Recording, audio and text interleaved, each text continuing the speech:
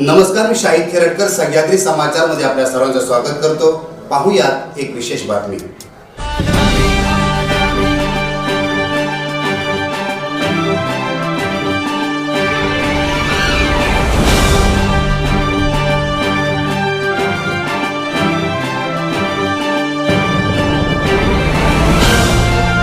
Advocate Owais पेचकर, Konkan प्रादेशिक पक्षाचा संस्थापक अध्यक्ष संयोजक। कोकण प्रादेशिक पक्ष हे आपण कोकणचा एक राजकीय प्लॅटफॉर्म तयार केलेला आहे। कोकणी माणसाचा आवाज बुलंद करायसाठी येत्या लोकसभेच्या इलेक्शनमध्ये आपण कोकण प्रादेशिक पक्षाचा रत्नागिरी सिंधुदुर्ग लोकसभा मतदारसंघाचा उमेदवार शकील सावंत यांची आपण जाहीर केलेली आहे उमेदवारी। कोकणी माणसाचा, कोकणकरांचा आवाज दिल्लीमध्ये संसदमध्ये आवाज बुलंद करायसाठी, याच्यासोबत येणाऱ्या पुढच्या आमदारकीच्या निवडणुकीमध्ये विधानसभामध्ये कोकणी माणसाचा आवाज बुलंद करण्यासाठी आपला हा राजकीय पक्ष आपण तयार केलेला आहे। आपल्या सर्वांना माहितीच आहे की कोकणावरती सातत्याने अन्याय होतोय। पश्चिम महाराष्ट्राचे नेते कोकणावरती सातत्याने त्यांनी कोकणाला विकायचंच काम केलेलं आहे आणि कोकणाचा विकास अजिबात करत नाही। आपण एक बाजूला बघा, मुंबई नागपूर समृद्धी महामार्ग अवघ्या 4 वर्षात 706 किलोमीटरचा महामार्ग पूर्ण होतोय आणि आपला मुंबई गोवा महामार्ग अवघ्या 14 वर्ष झाले पूर्ण व्हायचं नावच घेत नाही। हे असा आपल्या कोकणाचा डावलण्याचं काम हे पश्चिम महाराष्ट्राचे नेते करतायत। एका बाजूला आपल्या चिपळूणचा एक आपण मुद्दा बघूया। चिपळूणचा जो बस डेपो आहे तो 2017 साली डेव्हलपमेंटचा हायटेक बस डेपोसाठी त्यांनी जाहीर केलं आणि काम तसंच रखडला। रत्नागिरी बस डेपो तसंच रखडला आणि तुम्ही पत्रकार म्हणून तुम्ही जावा, एकदा बारामतीला जाऊन बघा, बारामतीचा बस डेपो जाऊन बघा, एका एअरपोर्टला लाजवेल असा बस डेपो तयार केलेला आहे। मग आपल्या कोकणात का नाही? आपले प्रस्थापित नेते काय करतायत?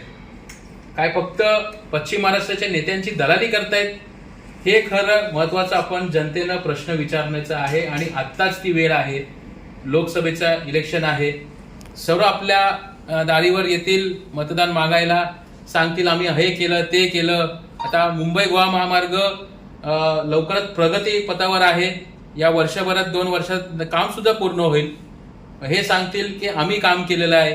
तुमच्याकडे नेते येतील, पालकमंत्री येतील, वेगवेगळ्या पक्षाचे नेते येतील की आम्ही काम केलेलं आहे। पण हे आपण सांगायचंय आता की मुंबई उच्च न्यायालयानं आदेश दिलं म्हणून त्या महामार्गाचं प्रगती होतोय आणि याच्याकरता ॲडव्होकेट ओवेस पेचकरांनी गेलंय, आपल्या कोकणकरांच्या वतीनं मी गेलो म्हणून तो महामार्गाचं काम पूर्ण होतोय। डेपोचा जो काम सुद्धा आहे चिपळूणचा तोही सुरुवात झालेला आहे। ते मुंबई उच्च न्यायालयाच्या याचिका दाखल केल्यामुळं आपला महापूर झाला 2021ला चिपळूणमध्ये, कोणीही प्रशासन सज्ज नव्हता।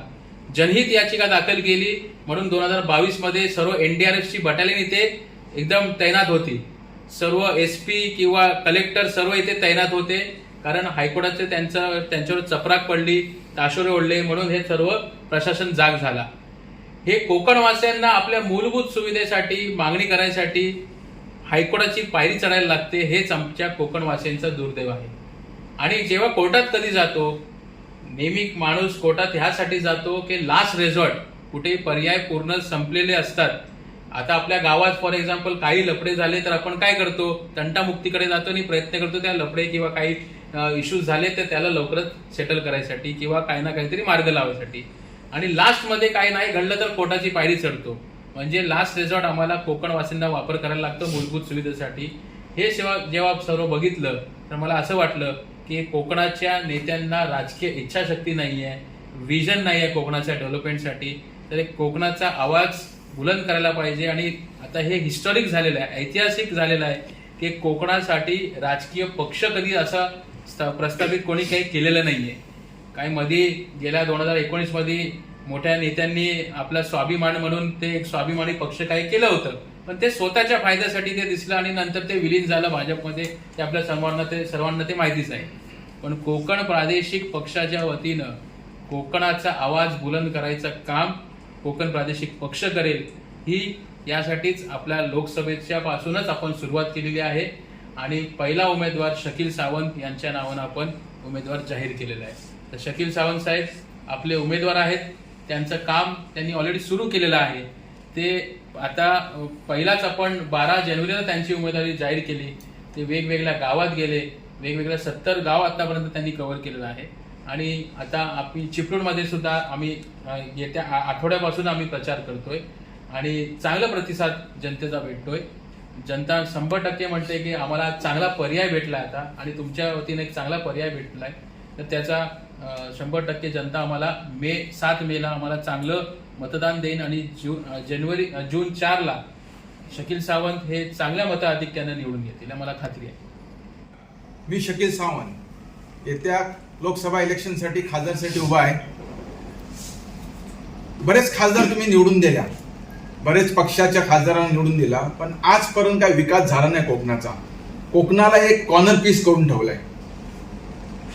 आज आपले जे बेसिक नीड्स आहेत ते पण आपल्याला भेटले नाही आहेत. जसे युनिव्हर्सिटीज आहेत, हॉस्पिटल्स आहेत, डॅम्स आहेत, रस्ते आहेत, हे पण बेसिक नीड्स तुम्हाला भेटले नाही आहेत. तर ह्यावेळी तुमच्याकडे एक नवीन चेहरा आहे. एक नॉन पॉलिटिकल बॅकग्राऊंडमधनं मी आलो आहे आणि मला कोकणाचा विकास करायचा आहे. येणाऱ्या पिढीचं फ्युचर चांगलं करायचं आहे. मला त्यांना कार्यकर्ते नाही बनवायचे. म्हणून ह्यावेळी लक्षात ठेवा, तुम्ही मला मत द्या आणि ह्या येत्या 5 वर्षांमध्ये तुम्ही बघा की माझा विकास कसा असू शकतो.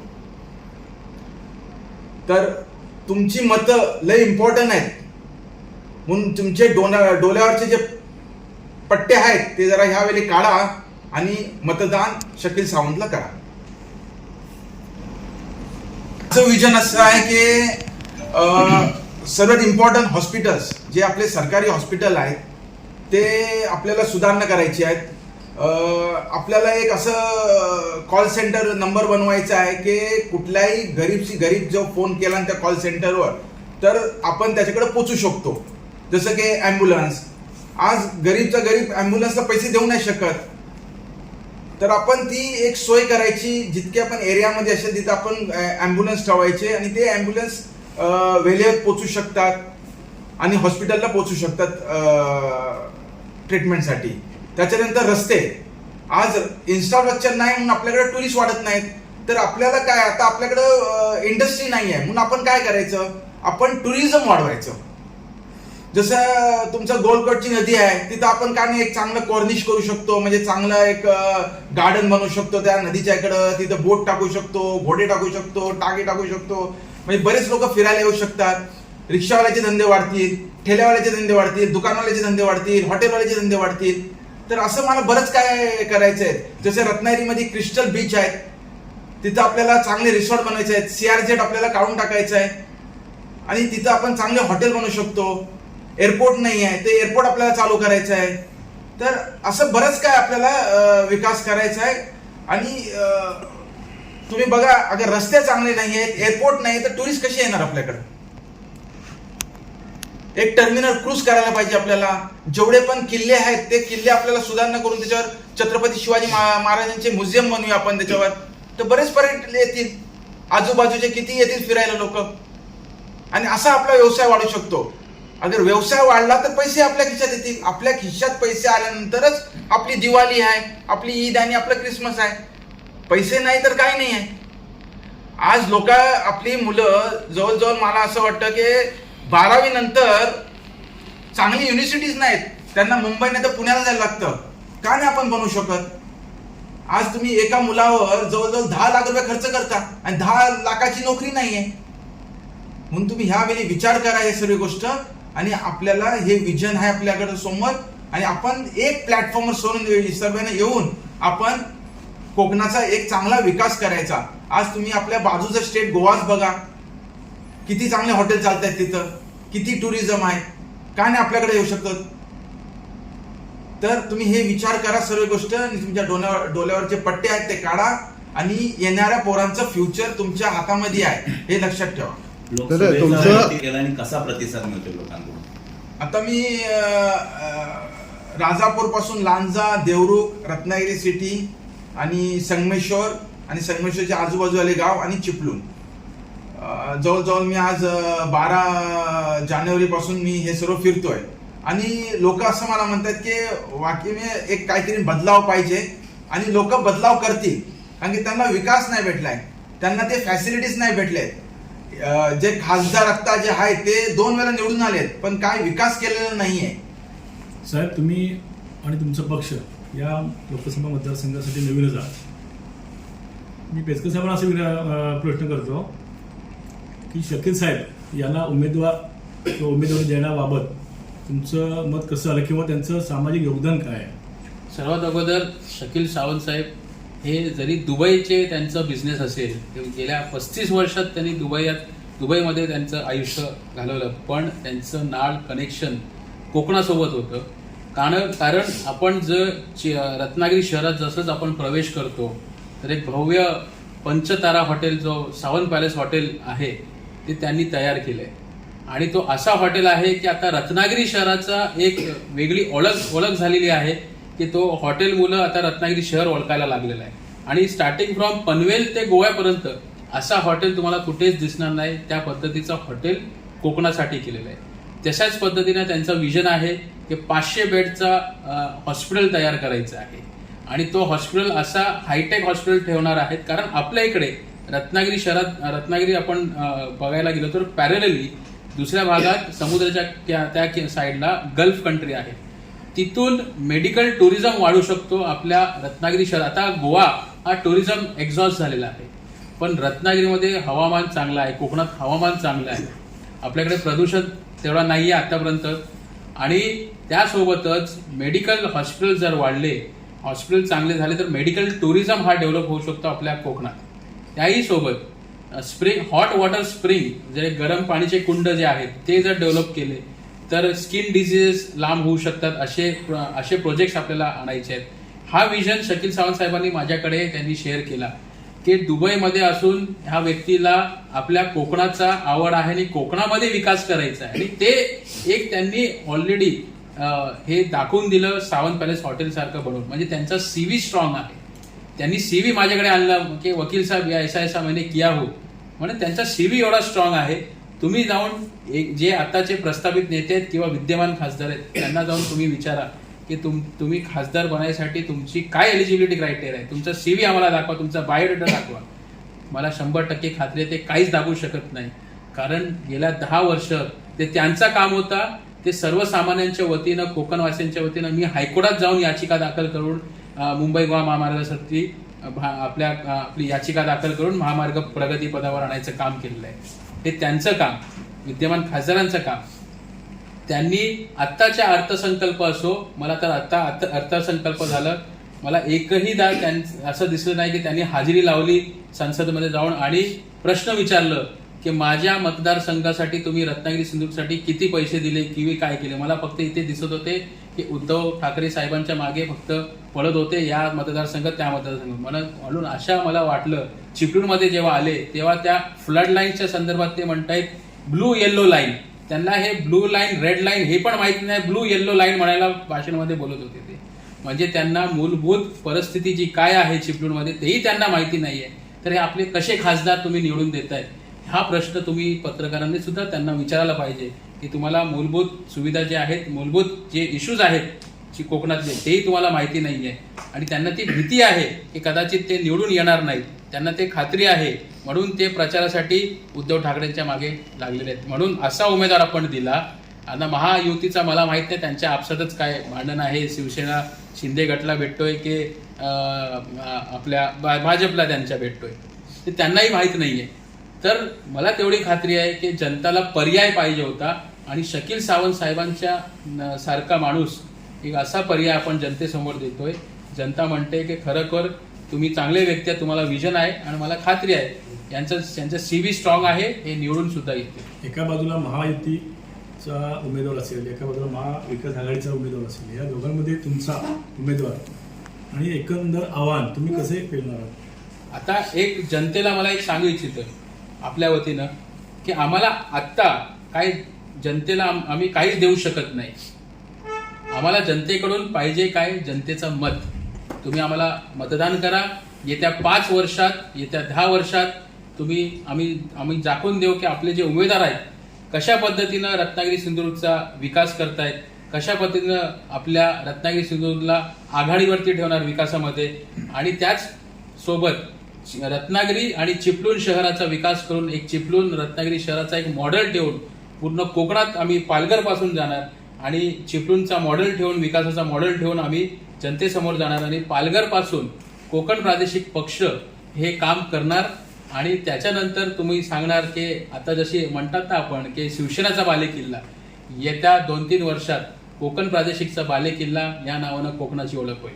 पण आता तुम्ही बोलताना पालघरपासून सुरुवात करणार, मग आता ह्या निवडणुकीला फक्त रत्नागिरी आणि सिंधुदुर्ग पुरता तुमचा पक्ष मर्यादित आहे का? आम्ही जेव्हा पहिले जाहीर केलं होतं जानेवारी 5ला की 12चे 12 उमेदवार आम्ही देणार आहात, आणि जेव्हा पहिला उमेदवार जानेवारी 12ला आम्ही शकील सावंत साहेबांच्या नावानं आम्ही दिली, तेव्हा प्रस्थापित नेत्यांना कुठेतरी डोकादुखी झाली किंवा त्यांना असं वाटलं की हा जो पक्ष आहे ते सुशिक्षित वर्ग, वकील आणि चांगल्या लोकांचा पक्ष दिसतोय, यांच्यामुळे कदाचित आमचा दुकान व्यवसाय बंद होईल, राजकीय व्यवसाय बंद होईल. म्हणून जे आमचा जो नोंदणीकृतचा प्रक्रिया होता निवडणूक आयोगाकडे, ते विलंब करायचं काम, काडी घालायचं काम प्रस्थापित नेत्यांनी केलेलं आहे. म्हणून त्याच्यामुळं आता जो आमचा नोंदणीकृतचा जो प्रक्रिया आहे तो कुठेतरी विलंब झालेला आहे. त्यासाठी आम्हाला असं वाटतंय की ठीक आहे, एक तर उमेदवार आम्ही दिलाच होता, इथे आम्ही मेहनत करू. रत्नागिरीमध्ये शकील सावंत साहेबांचं चांगलं ओळख आहे, चिपळूणमध्ये माझं आहे, मी आणि ते दोघे मिळून सिंधुदुर्गमध्ये जाणार पॉझिटिव्हिटी घेऊन, आणि सिंधुदुर्गमध्ये सुद्धा आमचे लोक आहेत, आमची ओळख आहे तिकडे. त्या मदतीनं सिंधुदुर्गमध्ये सुद्धा आम्ही घेणार आणि रत्नागिरी सिंधुदुर्ग निवडून घेणार. रायगड आणि पनवेलसाठी उमेदवार असणार आहेत का तुमच्या? आता ऍट प्रेझेंट आम्ही फक्त रायगड, रत्नागिरी, सिंधुदुर्ग. प्रस्तावित जे पक्ष आहे त्यांनी तुमच्या पक्षाचा किंवा तुमचा धसका घेतला असं तुम्हाला म्हणायचं का? 100%. कारण असं ऐतिहासिक एक निर्णय झालेला आहे की कोकण प्रादेशिक पक्ष या नावाचा आतापर्यंत किंवा कोकणाचा एक वेगळा राजकीय प्लॅटफॉर्म असा कधीच झालेला नाहीये. ते कोकण प्रादेशिक पक्षाच्या वतीनं झालेलं आहे. तर म्हणून एक खात्री आहे, कारण हे जेवढे पण पक्ष तुम्ही म्हणा, शिवसेना म्हणा, त्यांचे नेते मुंबईला बसलेले आहेत, त्यांना काही लेणे त्यांना कोकणाचं तेव्हाच आठवण येतं, जेव्हा मतदान घ्यायचंय तेव्हाच ठाकरे परिवाराला कोकणाची आठवण येते. आता शिंदे साहेब आहेत, त्यांना तर काहीच, फक्त घोषणाबाजी करतात. त्यांचे जे गुरु आहेत ते मुरुड जंजिराचे आहेत. मुरुड जंजिरा जाऊन जरा परिस्थितीत जाऊन बघा, साधे रस्ते पण बरोबर नाही आहेत. आणि शरद पवार गटाचे किंवा अजितदादा गट असो, हे बारामतीचे नेते आहेत. आणि भाजपचे म्हटले तर ते गुजरातचे, त्यांना काही लेणं देणं नाहीये. काँग्रेसचे बघितले ते दिल्लीतले. हा एकच असा पक्ष, कोकण प्रादेशिक पक्षाचे संस्थापक अध्यक्ष आणि पूर्ण ऑफिशियल टीम, जसा ॲडव्होकेट वैभव हळदे हे चिपळूणचे, शकील सावंत हे चिपळूणचे, CA नावेद मुला हे ट्रेझरर आहेत, हे जयगडचे आहेत. म्हणजे आम्ही सर्व कोकणातलेच आहोत. जरी तुम्हाला जर तुम्ही आम्हाला निवडून देता उद्या, तर आम्ही सर्व इथेच असणार आहे. काही प्रॉब्लेम असला तर तुम्ही आमच्याकडे डायरेक्ट येऊ शकता, आम्ही काही लांबचे नाही आहोत. म्हणून आम्ही जवळचे आहोत, हे मला जनतेला सांगायचं आहे. आपण एक गृहीत धरूया की तुमचा उमेदवार निवडून आला तरी सुद्धा संपूर्णपणे तुमचा एकच खासदार असेल, तर एक खासदार संपूर्ण मतदारसंघाचा विकास करू शकेल का? एका खासदार अशा खूप जागेवरती एकच खासदार आहेत. वेगवेगळ्या पक्षाचं तुम्ही बघायला गेलं तर नवनीत राणा कुठे ना कुठेतरी कोणाला नाही कोणाला तरी सहयोग देत असतात, तुम्ही तसं करणार का? ते तेव्हा वेळ जेव्हा येईल तेव्हा ठरवू, कोण सत्ता बनवतोय, कोण नाही बनवतोय. त्या टायमाचा वेळ असेल तेव्हा तुम्ही मला प्रश्न विचारा, तेव्हा उत्तर भेटेल. एक कोकण राज्य वेगळं करण्याचं तुमचा अजेंडा आहे का? आता ऍट प्रेझेंट तर मला वाटतोय कोकणावर सातत्याने अन्याय होतोय, आणि या जर अन्याय असंच होत राहील तर आम्ही जनतेसमोर जाऊ, जनतेला विचारू. जनता जर आम्हाला सपोर्ट करेल तर 100% येत्या 3-4 वर्षात जर आमच्यावर कोकणात असाच अन्याय चालत राहील तर वेगळ्या राज्याची मागणी करायला काही हरकत नाही. साहेब, तुम्हाला प्रचारात जनतेच्या कोणत्या समस्याचा जाणवतात, लोक सांगतात तुम्हाला? आता ऍट प्रेझेंट सर्वात महत्वाचा चिपळूणमध्ये जो पाणीचा प्रश्न एवढा ज्वलंतर आहे. आपला कोलकेवाडी धरणातून पाणी वाया जातोय आणि ते दाभोळ खाडीतून जाऊन समुद्रात मिळतोय. चांगलं पाणी वाया जातोय. त्या संदर्भात ॲडव्होकेट वैभव हळदे यांनी पूर्ण RTI खाली माहिती काढलेली आहे. त्या संदर्भात ॲडव्होकेट वैभव हल्दे चांगलं तुम्हाला सांगू शकतील. तो महत्त्वाचा चिपळूणचा विषय आहे.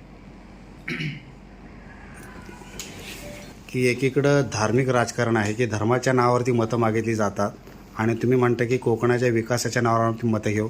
काय वाटतं, लोक विकासाला मत देतील की धर्माला मत देतील? तुम्हाला सांगतो की कोकण हा असा भाग आहे, मी तुम्हाला सांगतो की कोकणी माणूस कधीच जातपात धर्मामध्ये वाटलेला नाही आहे. आपली संस्कृती वेगळी आहे. शाहीदभाई, तुम्ही स्वतः एवढे फेमस शाहीर आहात. आज पण आम्ही गेलो होतो शिरगावमध्ये. आम्ही पालखीला तिथे जाऊन तिथे देवीचं आम्ही दर्शन घेतलं. त्यासोबत आम्ही आकुसखान बाबाची दर्गाला गेलो. आणि आपल्या कोकणात हिंदू मुसलमान हे कधीच विषय नाही. हा राजकारण हा एक मोठा किडा आहे कोकणात. म्हणून जसं जहर को मारतं तसंच राजकारणाच्या माध्यमातून आम्ही या राजकारणाला संपवणार आणि कोकणाचा विकास करणार. हे मी तुम्हाला सांगू इच्छितो की कोकणी माणूस मोस्ट सिव्हिलाइज्ड आणि सेक्युलर माइंडेड आहे. हे मी प्रमाणपत्र देऊ शकतो, कारण मी देशाच्या 23 राज्यात काम करणारा वकील आहे. मी देशाच्या इतर भागात बघितलं. मला अभिमान आहे की मी कोकणास्थ आहे आणि कोकणात आपल्या जातपात धर्म अजिबात नाही आहे. आणि एक वेगळा आपण इन्स्पिरेशन देशाच्या लेवलवरती घेऊन जाऊ, कोकणची संस्कृती दाखवू की कोकण कसा वेगळा आहे इतर देशाच्या अजेंडावरच्या प्रमाणे.